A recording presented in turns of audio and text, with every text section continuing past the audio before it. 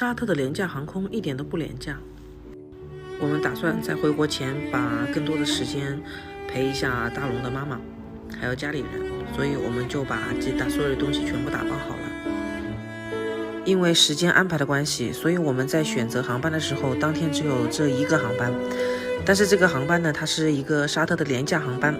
所谓的廉价航班就是降低飞行成本，出最实惠的机票嘛，就类似于国内的那个春秋还有吉祥航空。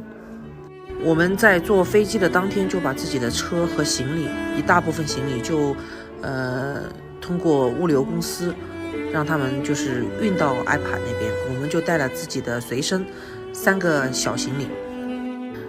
但是这3个小行李我们托运是要付钱的，付多少钱呢？就是2个20寸的，1个24寸的箱子，一共付了差不多人民币1000块钱，然后加上我们买机票差不多用了差不多4000块钱，那一共就是5000块钱，3张飞机票单程的。那我在想，这哪里廉价呢？飞行时间也就1个小时，而且它这个航班它还延误了。这是我第一次到埃帕是在晚上的时间，一下飞机就是这个气味就是跟吉达是不一样，吉达是靠着海，所以它会有一点点潮潮的感觉。但是埃帕这边就是一下飞机一阵干气逼人，特别干。因为飞机延误的关系，所以我们到的时候已经有点晚了，但是我们还是得过去跟婆婆那边去坐一下，聊聊天，喝个咖啡。改天白天的时候给你们拍一下这个屋子吧。这个是在疫情期间，我婆婆把院子里面闲置的一个空房子把它装起来，1个月的时间把它弄好，然后通气了1个月，我们就住进来了。婆婆还很贴心的叫人给我们点了香薰，进门刚刚好。我前面不是也介绍了吗？婆婆家里每个女儿都有房间的，儿子是没有的。好歹这个我们也算在这里有个自己的房间了吧。哇塞，每次我到这个城市我就有很强烈的高原反应，我现在上这个楼梯就是上一步踹一步。站在楼梯口的这2个是我婆婆的帮佣，是菲律宾人，他们每一次都很有礼貌，每一次来的后都会出来跟我们打招呼。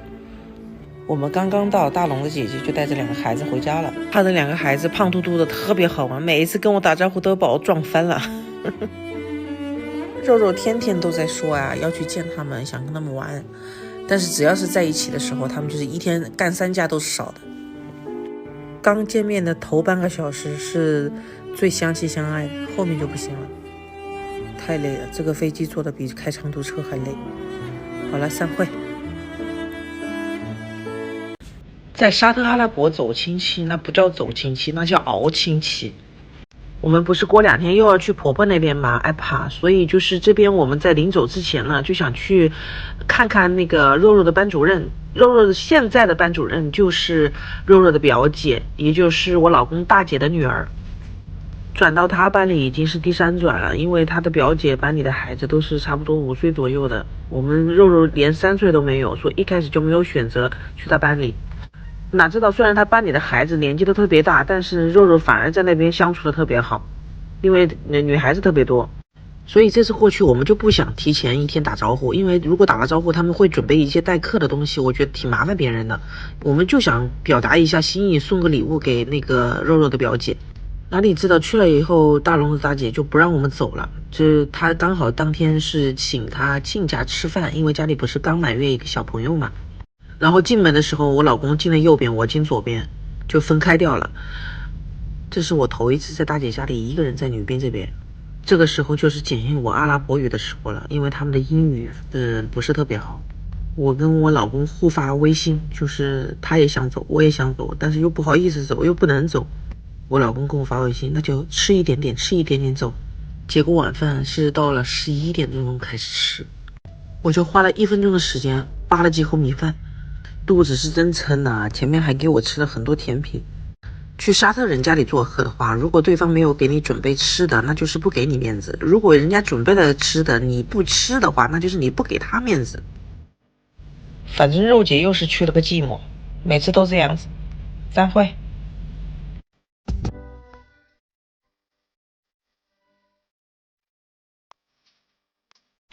在沙特阿拉伯，如果你开车出去的话，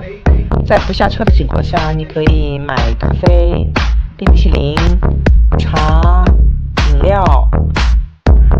去便利店、干洗店，还有快餐食品，去 ATM 取钱。中东在很多年以前就已经开始了这种消费模式，当地没有公共交通，然后所有的人都是开车出行，加上气候比较炎热，人口又很少，所以开车出行的话，开车是非常方便的。沙特这边的咖啡店特别多，我感觉比餐厅还要多。